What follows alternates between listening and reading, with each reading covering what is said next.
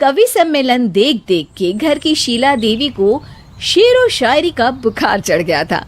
अब वो सीधे मुंह किसी को जवाब ही नहीं देती थी। उनके पति और उनका बेटा तो काम करने घर से बाहर चले जाते थे और उनकी शायरी झेलनी पड़ती थी बहू रेणु को।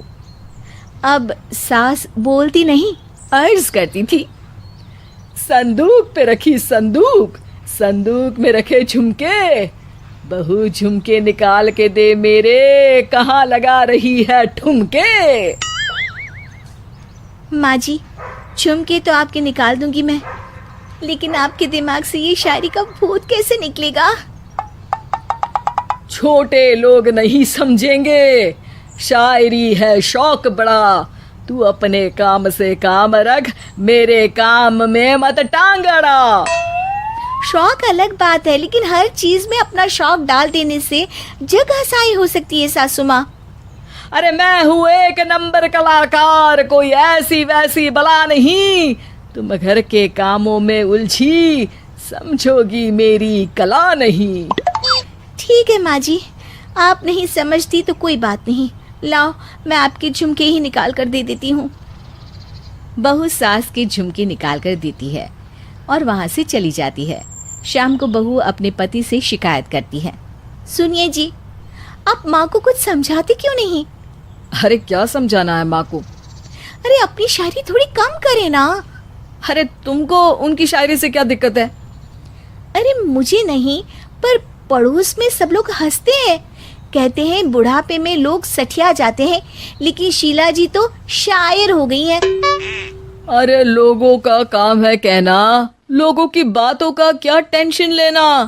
अरे वाह, मैंने भी शेर कह दिया, वाह वाह वाह वाह। देख लो, तुमसे किसी ने कहा नहीं और तुम्हारे सामने कोई माँ की बुराई नहीं करता तो तुमको फर्क नहीं पड़ रहा। अरे तुम खामखा की बात का बतंगड़ बना रही हो। चलो चाय बना कर ले आओ मेरे लिए, साथ पियेंगे, कोई ढंग की बातें करेंगे। रेणु चाय बनाने लगती है। पहले वो अपने पति को चाय देती है, फिर सास को और आखिर में अपने ससुर को। लेकिन वो देखती है कि ससुर जी कुछ परेशान से हैं। क्या हुआ ससुर जी, कोई बात हो गई है क्या? अरे तेरी सास बात बात पे शायरी करती है। कल मैंने पूछा कि खाना खाया तो तेरी सास ने क्या जवाब दिया पता है? अरे गलती की और आरोपी ने कोड़े खा लिए फटाफट, खाना तो नहीं पर पकोड़े खा लिए झटाझट। अब बता क्या जवाब दूं इस बात का? वो तो सभी से शायरी में ही बात कर रही हैं, मुझे भी समझ में नहीं आता कि क्या करूं मैं। बेटा उसको उसी की भाषा में जवाब देना पड़ेगा। मैं तो आम बातचीत में भी उसके सामने कुछ नहीं बोल पाता, शायरी में क्या बोलूंगा भला। ससुर ने जैसे ही कहा कि उसको उसी की भाषा में जवाब देना पड़ेगा, बहू को ये बात जच गई। अगले ही दिन वो शायरी की कुछ किताबें लेकर आई और शायरी की प्रैक्टिस करने लगी ताकि सास को उन्हीं की भाषा में जवाब दे सके। उसने दिन रात एक कर दिए।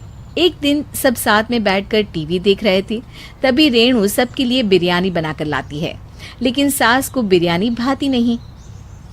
कौवा करता काऊ काऊ, चिड़िया बोलती ची ची, इतना खराब बिरयानी बनाई है कि मुंह से निकले छी छी। बस इसी मौके का तो बहू को इंतजार था, क्योंकि अब बहू सास को उसी की भाषा में जवाब देने के लिए तैयार थी। माँ जी, हमको अपनी ये बेकार शायरी ना सुनाइए, जैसी भी बनी है बिरयानी चुपचाप खाइए। ससुर जी और रेणु के पति ने रेणु का जवाब सुनते ही जोर से ताली बजाई और सास ने जब रेणु का शायराना जवाब सुना तो उनके गले में बिरयानी अटक गई।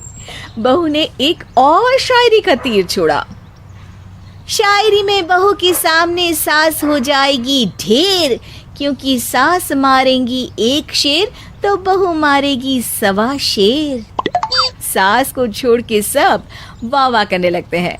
आज पहली बार सास को नहले पे दहला मिला था और रेणु ने सास का मुंह चुप करा दिया था। अगले दिन रेणु का पति उससे कहता है, अरे वाह, तुमने तो माँ की बोलती ही बंद कर दी, मजा आ गया। अब मेरे लिए कुछ बना दो, खाकर मैं काम पर चला जाऊं। शायरी ही है मेरा जीवन, वही करूँगी जी भर के।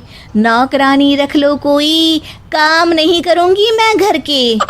अरे तुम क्या माँ जैसी हरकतें करने लगी, सीधे सीधे बात करो ना। हो गई कल शायरी, रोज थोड़ी ना करोगी। शीशी भरी गुलाब की पत्थर पे फोड़ दो, जो मुझे शायरी से रोके उसके कान मरोड़ दो। पति घबराकर वहां से चला जाता है और बाहर उसके पिताजी के पास जाकर बैठ जाता है। दोनों अपनी बीवियों की शायरी से परेशान है। ससुर को पछतावा होता है कि क्यों उसने बहू को सास की भाषा में ही जवाब देने का आइडिया दिया। अब तो घर में दो दो शायर हैं। दोनों एक साथ दुखी स्वर में कहते हैं, हम दोनों की ही बीवियां जब से शायर हो गई है, क्या बताएं, जिंदगी एक फटा हुआ टायर हो गई है।